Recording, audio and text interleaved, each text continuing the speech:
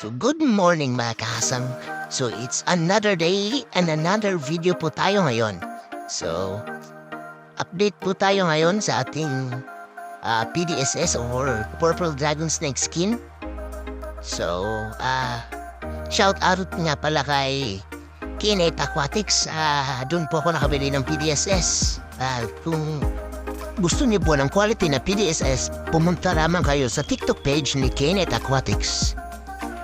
Quality na mga guppies na makukuha mo at higit sa lahat, may mga freebies pa. Hehe. At tingnan nyo naman itong isang female na PDSS. Diba? Solid quality. Ganda ng pattern ng tails niya. Tsaka yung dorsal. Half moon yan. At saka guys, nanganak nga po pala yung isang PDSS ko noong August 26 yata yun. So bali mga 5 days na ngayon ng mga fry nila.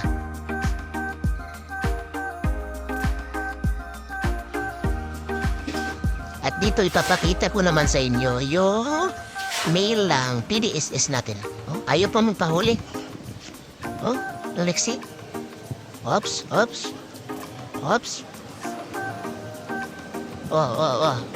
Saan ka punta ngayon? Saan ka punta? Oops, huli ka, balbon.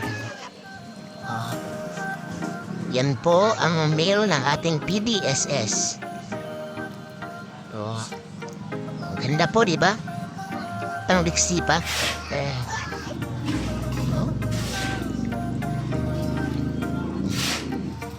Haba ng dorsal.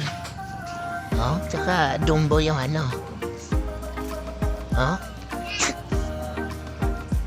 Ganda ng male. Quality.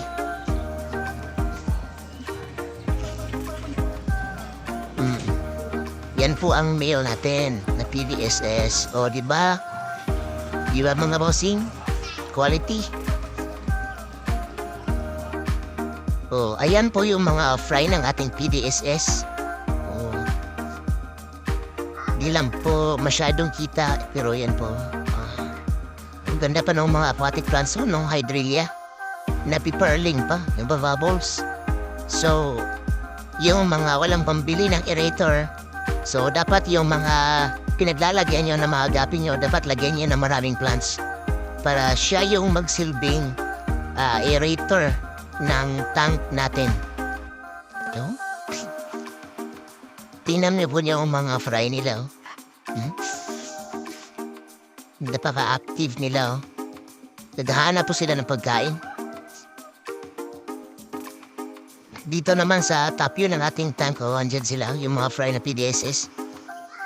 Tsaka kung nagtataka po kayo, yung mga puti-puti po, yan, mga ano po yan, mga nilagang itlog po yan.